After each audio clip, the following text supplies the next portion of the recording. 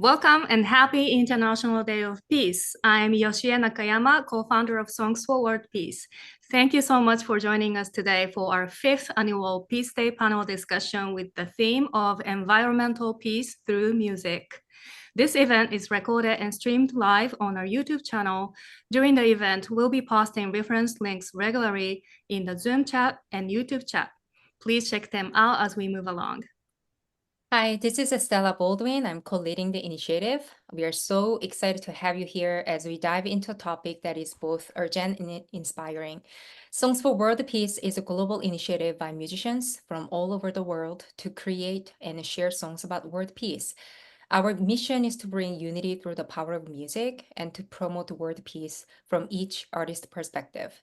Please sign up for our mailing list for more information on what we are up to next year and beyond. Thank you, Stella. My name is Utako Toyama. I'm co-founder of Songs for World Peace. So this year we are releasing songs from Australia, Bangladesh, Finland, France, Guadeloupe, Pakistan, Portugal, Rwanda, Scotland, Seychelles, Tanzania, and the United States.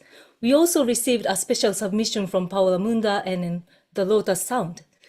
So this year makes 111 songs by artists from 90 countries since 2020, and our goal is to release songs about world peace from every single country in the world. We chose the theme environmental peace through music this year as we came across crucial discussions on the theme of environmental issues.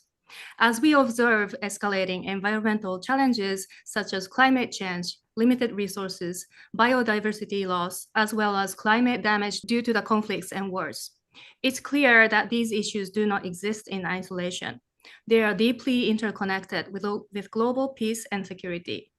For more than 2 decades, the United Nations has highlighted the link between armed conflicts and environmental conditions, as well as the environmental degradation that results from war.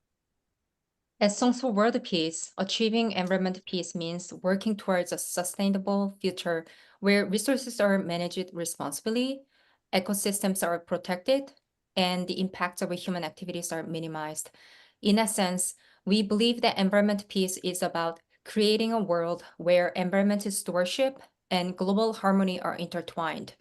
It recognizes that a healthy environment is foundational to a stable and peaceful society. As you know, the music, as a universal language, has a unique power to transcend borders and unite people. And by exploring how music can contribute to both environmental and world peace, we are addressing a pressing need to use this power for meaningful change. Throughout the event, we will share examples and initiatives where music has significantly advanced environmental peace. We hope to speak ideas, inspire collaboration, and deepen our understanding of how we can work for positive change. Thank you once again for joining us, and we will look forward to an engaging and insightful discussion as we explore the intersection of music, environmental peace, and ultimately, world peace. Now, we'd like to share the message from Mika Vanhanen, the founder of Partner Initiative from Finland, Plant and Care for Peace. Hi, I'm Mika Vanhanen. For 20 years, we have been planting trees for peace and environmental action. It started with the ENONET school network, spreading to over 150 countries and resulting in more than 30 million trees planted with 10,000 schools and communities. To expand our efforts beyond schools and deepen cultural understanding, we established the Plant and Care for Peace network. And today I'm excited to share how this collaboration with you is advancing our mission. Over the years, I've composed many songs and pieces of music to accompany our tree planting initiatives. However, for this special occasion, celebrating 20 years of planting trees for peace, I wanted to collaborate with like-minded groups and individuals. And that's why I bumped and found Songs for World Peace. To mark this milestone, I also wrote a play, Hope in the Hat, premiering today around the world. We needed a song for that, and I provided the lyrics while people from Songs for World Peace composed a beautiful piece to complement the play. Thanks to World Peace, we now have a song not just for Hope in the Hat, but also sing at other events. Our special song. The song has already been translated into Spanish, allowing us to engage even more communities. And this also helps us to connect with schools and people of all ages worldwide, promoting tree planting and peace through cultural and environmental initiatives. And we're incredibly grateful for this partnership as it amplifies our message for peace. I believe that by blending creative arts with environmental action, we're making meaningful steps toward a more peaceful and sustainable world. So really, thank you for being part of this important journey.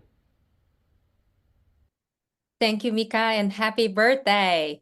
We are so excited to premiere our annual finale song music video.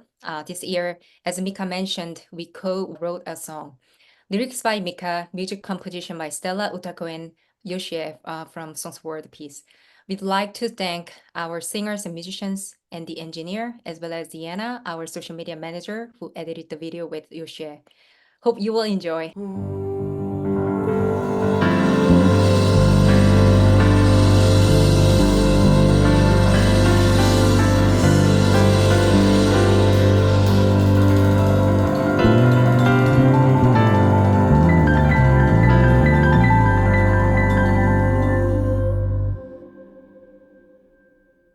In a world torn by endless fights, what do we feel we can defy? As climate change dims our lights, why do we let hope fade and die? From north to south, from east to west, it has us all, we give our best. A greener earth where peace can save, justice for all in every way. Together we will turn the tide.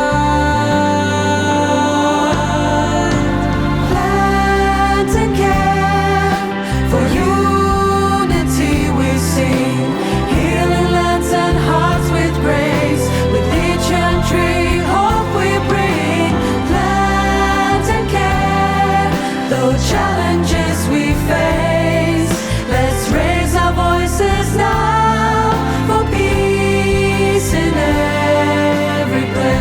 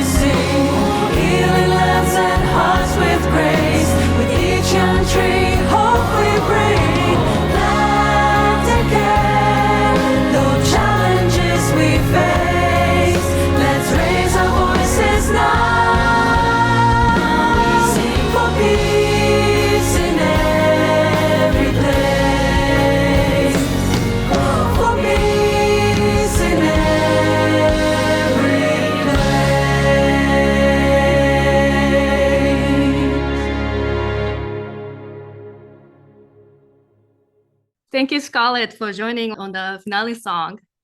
So now let us introduce this year's panel guests. Let me start with Lola Hassler. Lola Hassler is the founder and director of Musicians Without Borders, which is a non-profit foundation running programs, training, and advocacy work for world peace and social justice through music. This year marks their 25th anniversary, and Lola has established impressive programs and training workshops in countries around the world. Lola has been recognized for her vision and leadership as a recipient of Leia Ranzvan Culture Prize and Kohong Health Prize, Jok Blom Award, and Tooth Weissmuller Meyer Award, and Fair Saturday Award, and Arabella Carter Award. Thank you, Tako. Next is Scarlet. Rivera is a Grammy-nominated artist and environment activist known for her work with iconic musicians such as Bob Dylan and Duke Ellington Orchestra and Brandy Curley. Passionate about climate protection and wildlife conservation, she collaborates with organizations like ClimateMusic, the Los Angeles Purification Team, A Call to Peace, and the World Peace Violin. Through these partnerships, she amplifies her efforts to promote world peace and environmental sustainability in communities around the globe. Stephan Crawford is a San Francisco-based artist with a demonstrated record of working across disciplines and cultures to spark new insight and value for individuals, organizations, and society. He was selected as a member of the Explorer Club's 2024 EC50 cohort of Global Change Makers. Stephan is the founder and executive producer of the ClimateMusic project, an internationally recognized collaborative that connects people to climate science and action through the emotional power of science-inspired music. ClimateMusic has reached many thousands of people around the world and has been profiled extensively in the global media, including the New York Times and the BBC. While we value and appreciate the diverse opinions and perspectives of our guests, their responses may not always reflect our thoughts or beliefs. Songs for World Peace aim to release songs about world peace from various perspectives and languages from all around the world. Our message is that there are diverse perspectives and desires for world peace, and people from every country long for it. We believe in the power of collective effort and respect each other. All right, without further ado, let's get started. So Scarlet, let's get started with you. Thank you again for joining us today. Could you share what you do and how your organization contributes or your work individually to promoting the environment peace?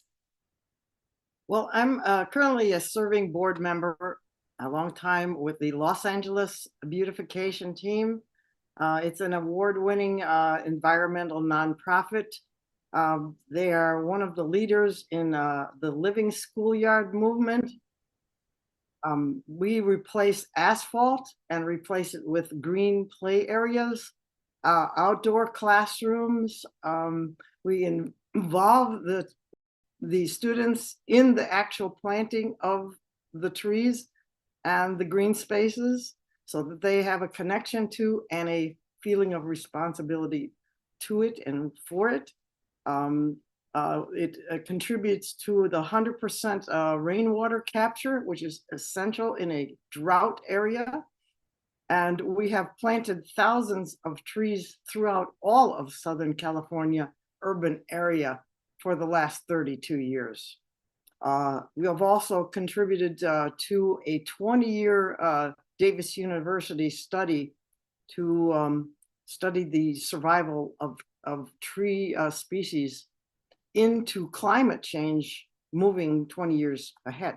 Thank you so much. Laura, congratulations on your 25th anniversary. So glad that you're here for the 5th year. Could you share with the audience what you do and how your organization contributes to promoting environmental peace?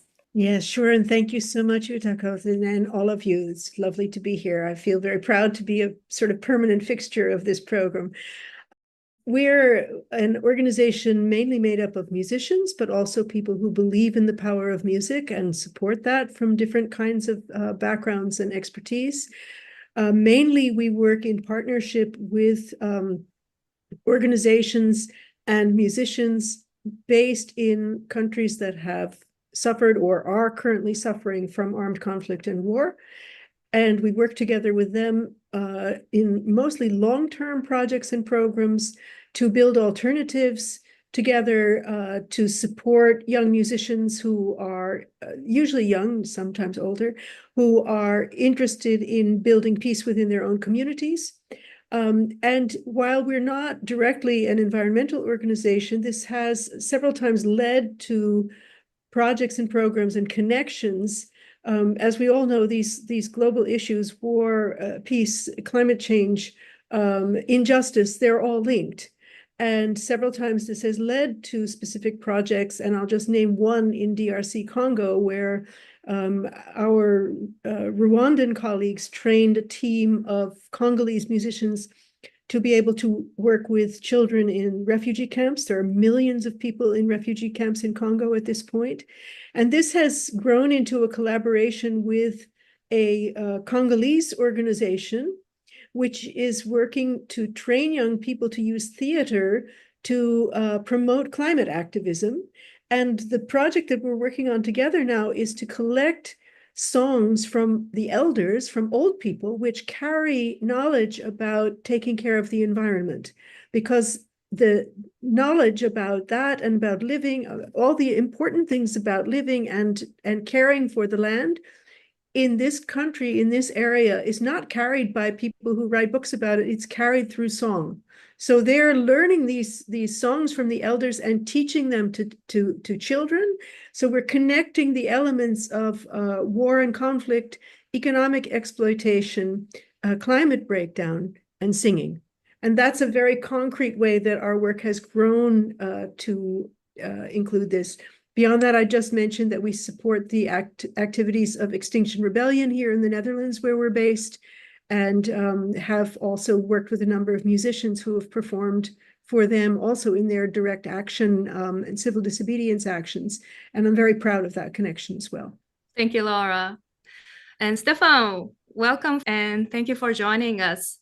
Could you share what you do and how your organization contributes to promote environmental peace? Sure. I have to say that when I was thinking about how to prepare for this, I had to ask myself, what is environmental peace? I know I work in the environment. I worked for environmental protection for a long time. I've also worked for peace-related organizations, but I've never really thought of what is environmental peace. And it seems to me that there are two ways to look at it. One is a more human-centered way, looking at human peace or societal peace, enhanced or undermined by environmental factors. That's kind of one way. And that's probably the most common way. And the other way is more of a nature-centered perspective, in which literally it's the environment at peace, or natural systems functioning as they are meant to function. And this would be a world in which we recognize that we're part of a larger whole, and that our well-being depends on the well-being of the whole. And so understanding where we actually fit within nature and the Earth system would be the first step towards achieving environmental peace. And so maybe that's kind of the perspective I'm coming from here. And so our mission is at the ClimateMusic Project is to build broad support for rapid climate action in this decade.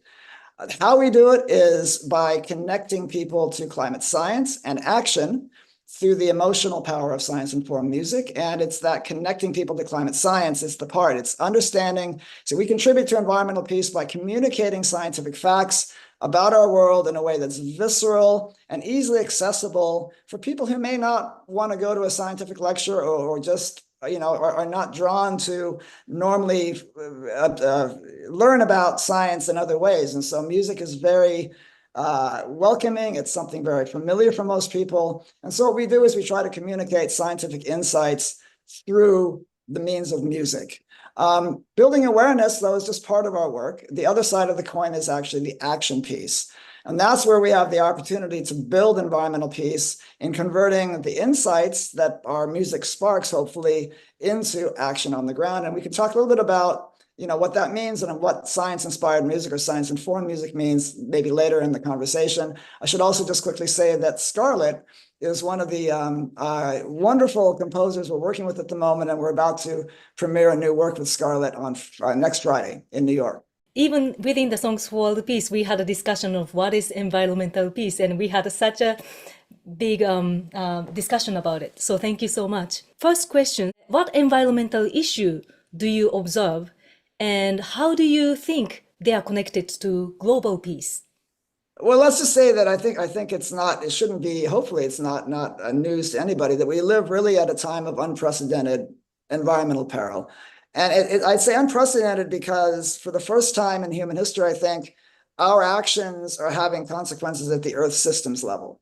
I mean, when I was growing up, people talked about pollution, people talked about, other things, air pollution things, but there was never understanding that humans might actually affect the entire way the Earth functions and its ability to support the kind of society that we'd like to live in. And so if you just think of sort of a three-headed hydra of climate change, environmental catastrophe, biodiversity loss, these are all things that are now function and are happening at an Earth systems level.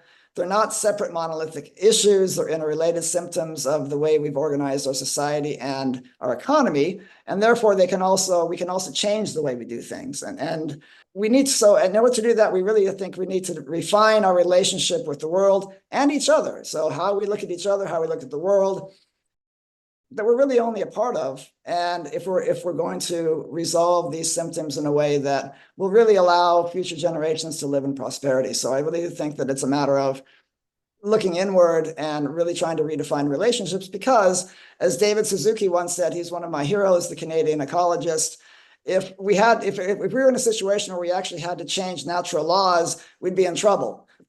But actually, we only have to change things and systems that humans have created.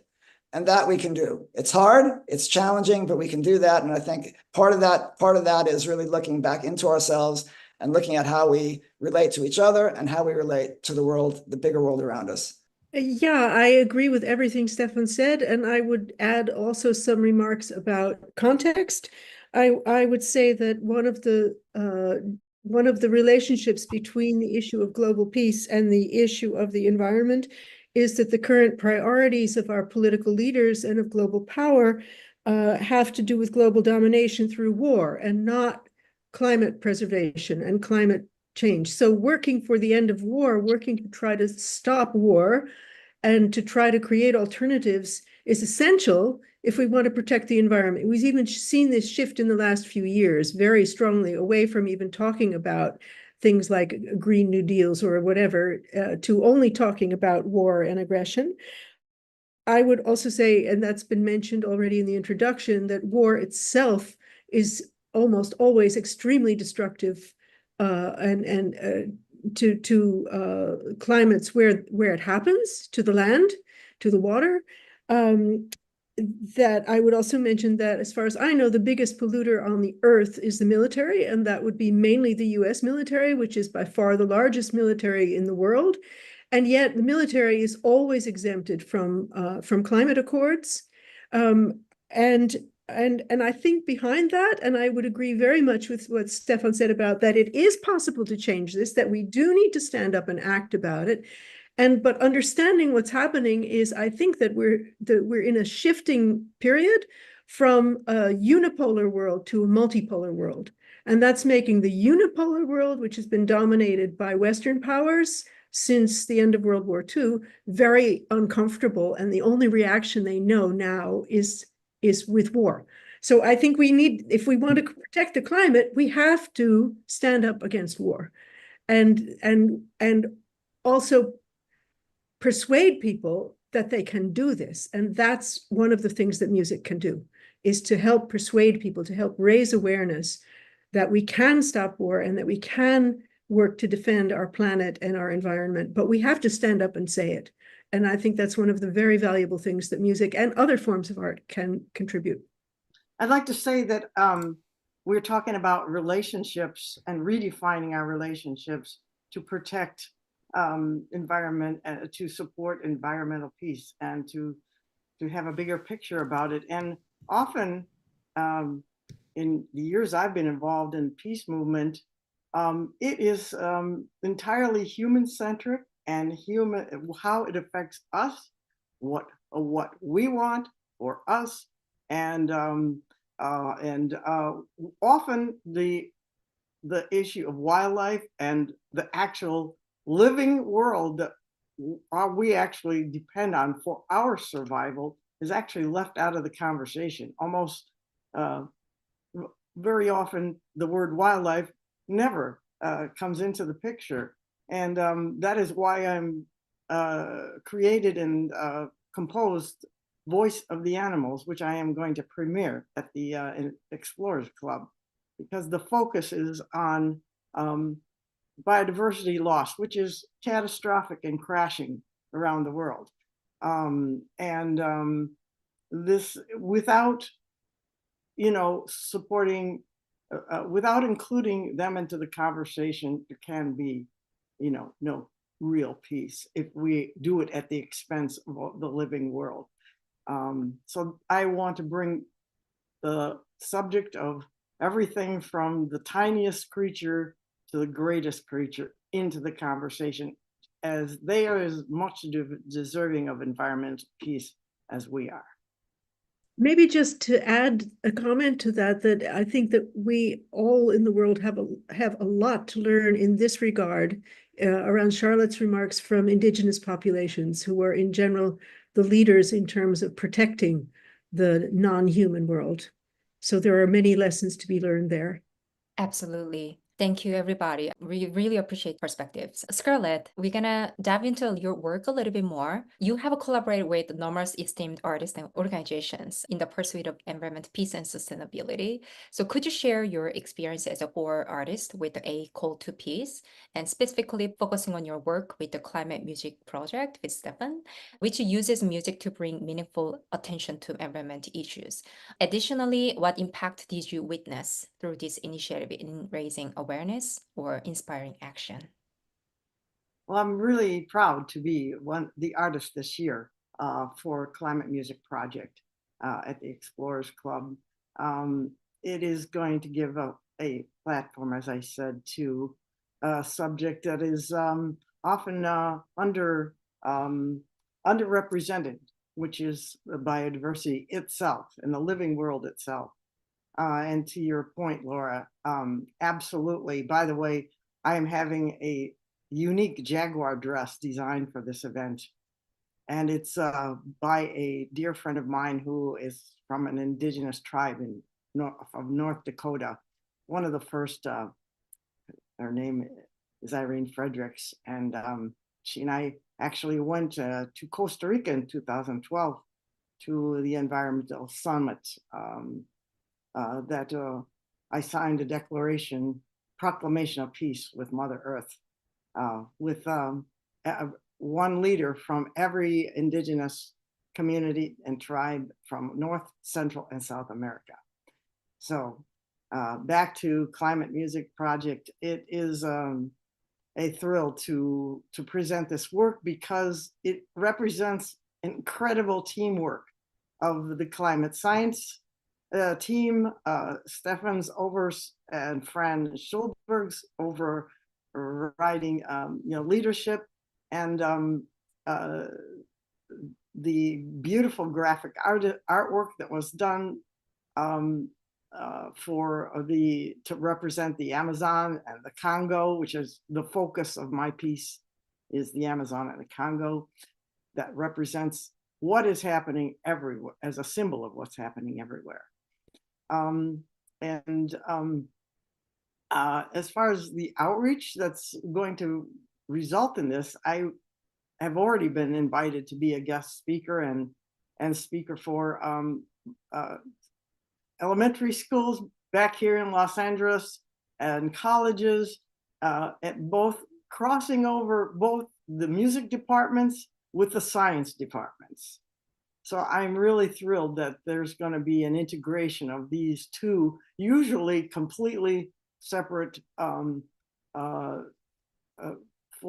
views, studies that normally, in many respects, don't really talk to each other and cross-pollinate the thoughts about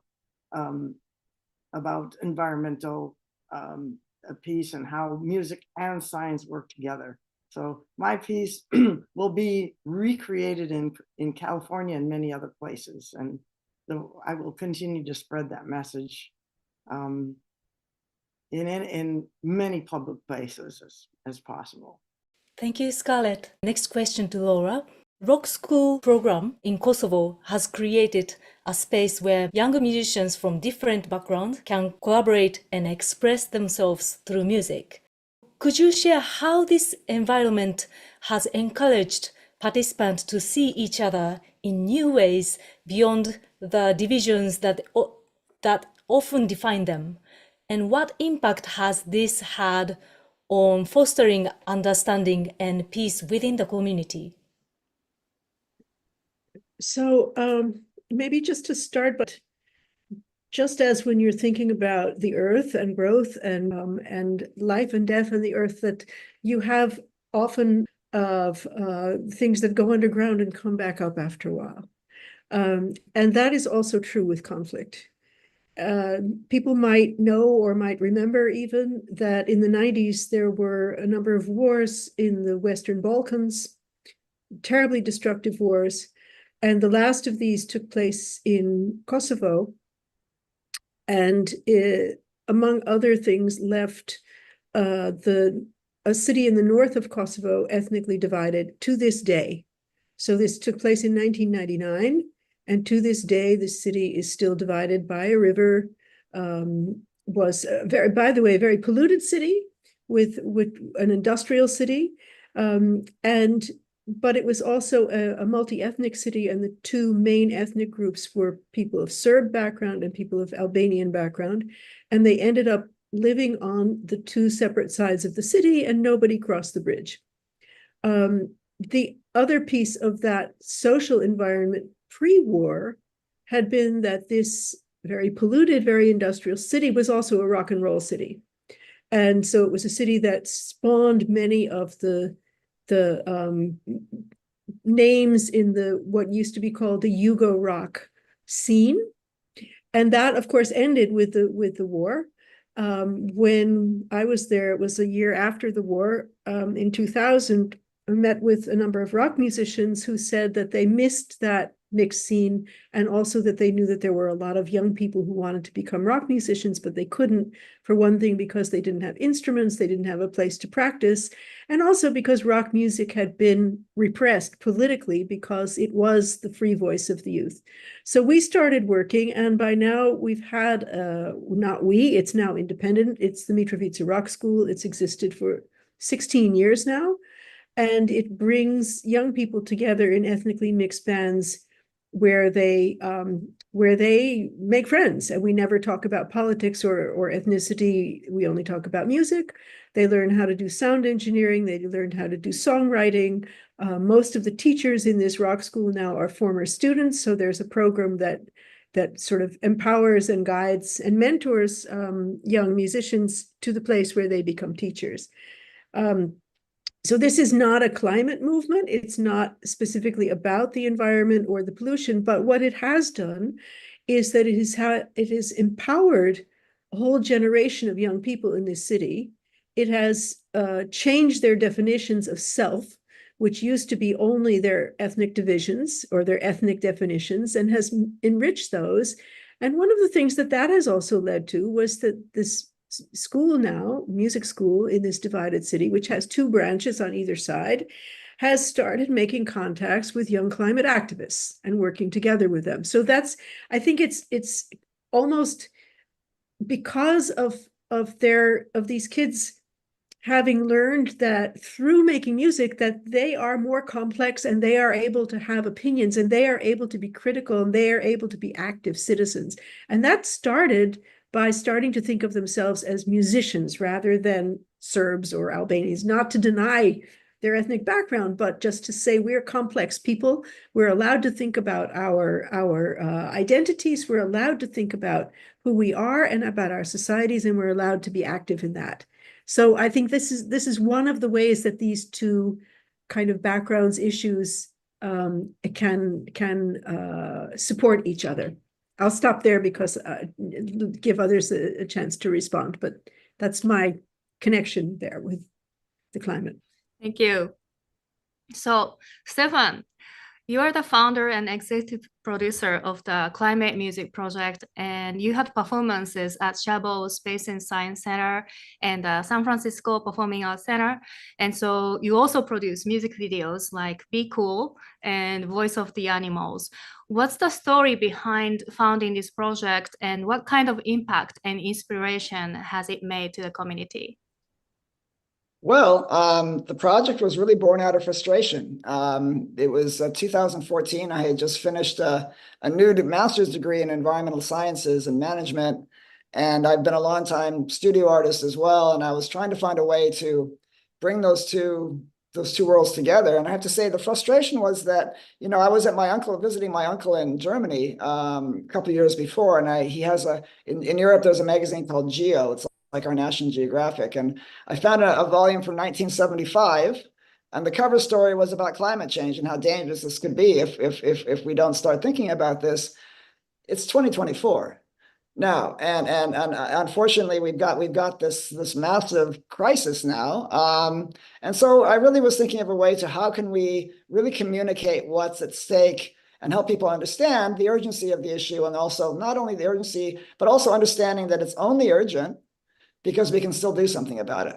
If we couldn't do anything about it, it would no longer be urgent. It would be done, right? So that's how the project came together. I actually was thinking of creating a kinetic sculpture of some kind that would somehow mimic the functioning of the carbon cycle. And I was here in my studio one night thinking about how I would do that, and I was banging a metal rod against my workbench, and that banging of the metal rod suggested a rhythm.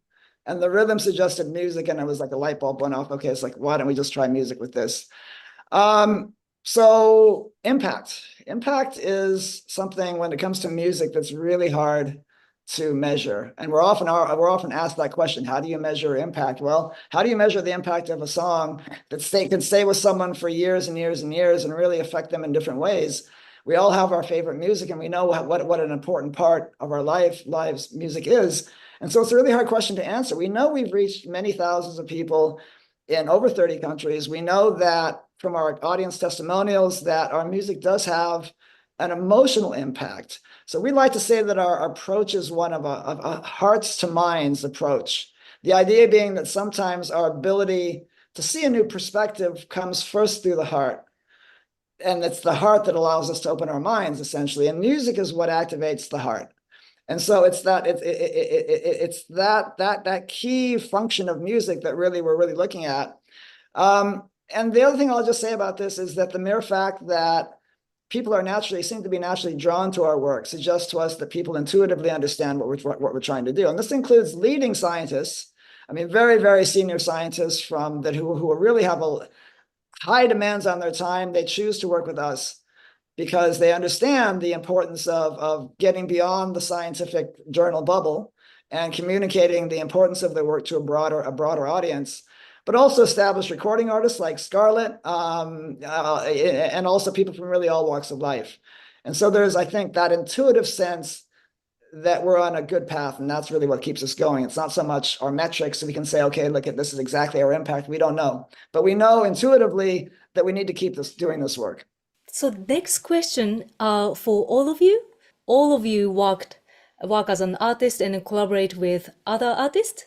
And Laura mentioned earlier that musicians plays a crucial role in raising awareness. And we now have audiences from both the music and art communities. So how do you think the music can collaborate with environmental organizations to amplify their message for environmental peace? Well, I have a story to tell about that. I mentioned that we've collaborated with Extinction Rebellion here in the Netherlands.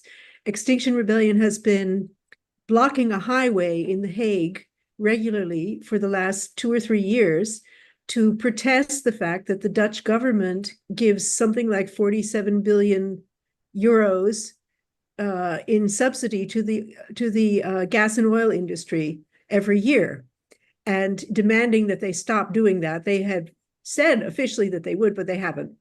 And there have been a number of musicians who have joined this in various ways. And I just want to tell one incident which I found so moving and so beautiful, and you can look it up.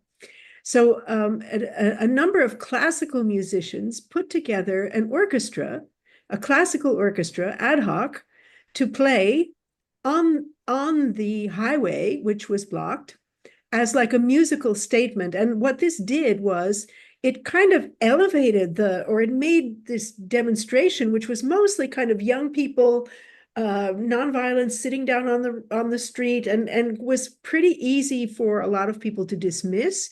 But when you had a classical orchestra playing, that gave a lot of people something to say, whoa, wait a minute, maybe I need to think about this too. And the most beautiful incident that I saw of that was the next time they went back, this was in September, a year ago, this orchestra added a large chorus of singers, and they did a part of the Dies Irae of Mozart, Day of Judgment, huh? And then they came back the week after that to do it again. And the police, who have become increasingly repressive in the Netherlands about demonstrations, the police forbade the musicians, the instrumentalists, the orchestra, from taking their instruments onto the street, and threatened them to impound their instruments, to take their instruments away. So what did they do? The whole orchestra sang their parts, while the chorus sang their parts. If you look up A12 Orchestra, Dies Irae, something like that, you will see it. It is the most, I thought it was so creative. And you had this whole piece all sung by classical musicians. I think there were like maybe 120, 150 people there, you know, saying, okay, we can't take our instruments, we use our voice, the music happens. So I just wanted to share that, because I think that's a very beautiful and creative way for musicians to use their music to augment, increase, support these young climate demonstrators, who, by the way, also are very smart about using music and theater and mime and all of these other things. So, oh, somebody found it. Yay. Okay. Thank you, Yoshia. Okay. That's what I wanted to share on that one. Thank you, Laura. Yes, that's so creative. And then that's like something that musician would do. And then that's, nobody can stop us and from sharing our mission. And I love that. Thank you for sharing that. Well, I have used my music for environmental awareness and peace live for many years, playing Earth Days throughout Southern California. I have done many concerts over the years right at our wildlife sanctuary, with the pride of lions roaring in the background, and primates and birds from the Amazon chiming around. We've played at the mayor's mansion, private estates. I've taken wildlife on the road, to Reno, Nevada, and done exhibitions, including music, to raise awareness about the plight of biodiversity, and how we need people's awareness to include them in a conversation about protecting our environment. Is essential to that they be involved in the conversation. So, but on using music for raising awareness about social justice, since you go back to who I've played with, that was significant. Something I did in the 70s is still being performed around the world, and I'm asked to perform it around the world. And I'm hearing from and being interviewed on the subject is the song Hurricane, which is the prize fighter that would have been the heavyweight champion of the world, but instead was charged with triple murder and ended up going to prison and railroaded.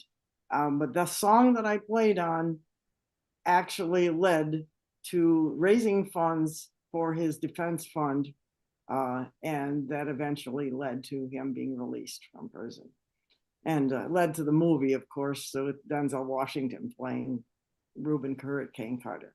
Wow, thank you so much for sharing the story. The video of Scarlet performing Hurricane in I think it was 1975. It was a BBC, I think, or PBS video. Was fantastic. But I'll tell you a quick story about how we started. And back in 2014, when we were thinking about whether this could work, bringing science and music together, we just decided to take a risk. And I researched a few composers. I invited one to come to the studio. We researched a few scientists. We invited one to come to the studio. Two came instead of one. The composer brought some musicians along. They didn't know each other. They had no idea who they were. And we just said at 9 o'clock in the morning, we said, okay, here's what we're going to do today. There's some food here for you. I'm going to lock the doors. And at 5 p.m., a test audience of about 30 people will come, and you will perform whatever it is you create in the next 8 hours. And it really could have been a disaster, because we did not know whether these scientists who were thinking in their ways would really mesh with these musicians and the composer who thinks in his way. And so we locked the door and just sort of sat back and watched what happened. And actually, it was beautiful to watch, because rather than my fear of them just not working at all together, they really quickly became a team. They were brainstorming ideas all day. They didn't take a single break. They were really into it. And then at 5 o'clock, the test audience came, and after the end of just a 20-minute performance, there were tears in the audience. And that's when we knew that this could work, actually. And so what we found actually is that oftentimes scientists are very anxious or very hungry to find ways to communicate their work outside of, as I mentioned before, outside of the bubble of scientific journals to the broader public. And then also, oftentimes, a lot of musicians and composers are really concerned about the world. These are very smart people, very creative, talented people, and they see what's going on as well. And they would love a way to use their platforms to be able to, contribute to the resolution of some of these issues. So it's actually we found it to be a very easy marriage, and we have actually more demand than we have resources for, but it's worked very, very, very, very well. So this question is for everybody. It's kind of a little bit similar to what you all just shared with us. What role do you see in music in bridging cultural and social divisions for environmental challenges? I've seen how successful this has worked my entire life, starting in 1975, how the music, that I said, I did for Hurricane, literally brought the world awareness to this subject, which was just a tiny dot of what was happening in a courtroom in New Jersey. And it was something that actually sparked the anger and social and awareness of social justice around the world that continues to this day. And moving forward, the use of music, it was clear to me that when I worked at exotic animal sanctuaries, and I was actually hands-on in the rescue and rehabilitation of exotic animals from around the world, from the devastating trade in endangered species. I thought, well, I'm hands-on with this, but what more can I do? No one outside of the sanctuary is going to know what I'm doing. And then the idea came, of course, use your music. That is actually when Voice of the Animals was born, was all those years ago in the 90s that I started writing Voice of the Animals, which is now taken and morphed into a new shape for the ClimateMusic project that I'm doing. That is now a huge team effort, which really is so rewarding to me that it is come to light in a much bigger way because of this teamwork. And as you know, as passionate as we are on the subject, none of us can solve this alone. It is only through our team efforts that we are going to tackle this. So I applaud you, you all, for bringing the entire world into, Songs for World Peace, and getting a new country every year till every country in the world is represented. This has been truly inspiring and educational. I really appreciate your perspectives and insight. Could you share your last thoughts? Anything that you want to deliver, any messages that you want to deliver to the global audience in regard to environment peace? We'd love to hear that as your last thought. And if you can add how we can stay updated on your work, it'd be really nice to also hear that. Well, I heard Scarlet talking about social justice. I think we can probably all know examples of where music has supported struggles for social justice, whether it was the American South, whether it was South Africa, whether it was Estonia. There are so many examples of that. And I heard Stephan talking about taking a risk. And I think that that's also very important, being unafraid to take risks. I heard, I think both of you talking about allyships and working together and not being able to do it alone. And I think that's of critical importance. There are so many organizations out there and initiatives bringing artists into the conversation about issues of world peace, issues of injustice, social injustice. And I think we have to work together. We have to open those doors that are often closed, open up our bubbles and our silos. And I think we have to address those issues also together. The not only that we work together, but that we understand the connection between these issues that we've been talking about and are unafraid to name them. So I would again, art is the most powerful way of doing that. Music is the best way to touch the heart. As Stephan said, I agree with that completely. And I think that the more we can work together, the more chance we have of surviving. Awesome. Stephan? I'll just say, really, everyone on this call is so inspiring to me. And so thank you all for your work. And maybe just in closing, I'll say that music is the great convener. History has shown that music can speak truth to power, give us strength in hard times, inspire us to overcome our fears, also create community. And these are all things that are imperatives to overcome our challenges in the 21st century. So I'd say that music is an indispensable resource for humanity in the 21st century. And again, thank you all for the work you do in these areas. And I hope definitely stay in touch. Our work, if anyone's interested, you can find us at climatemusic.org. Pretty easy to find. And as I mentioned, we'll be at the Explorers Club in New York on Friday the 27th. If you just go to Explorers Club website, and it's live streamed. So if you're interested in seeing that piece, that premiere, everybody can see it. And I hope you'll join us there as well. So thank you. Awesome. Thank you. Scarlett?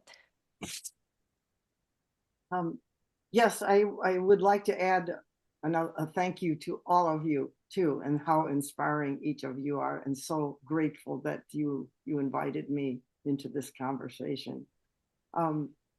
One other point is that I hear so often that many young people feel they cannot make a difference. They almost feel hopeless. And what can I do? I'm just one kid. So I think as I and we go into other communities, it isn't just about performing to somebody. It is including them in the conversation and saying and inviting them to be part of the solution, and letting them know that on a local level, including their own backyard, their own neighborhood, that is where they absolutely can make a difference, and that the power starts there for them. Thank you so much, everyone. We'd like to thank our amazing panel guests and everyone for joining us. It's been such an inspiring and informative exchange.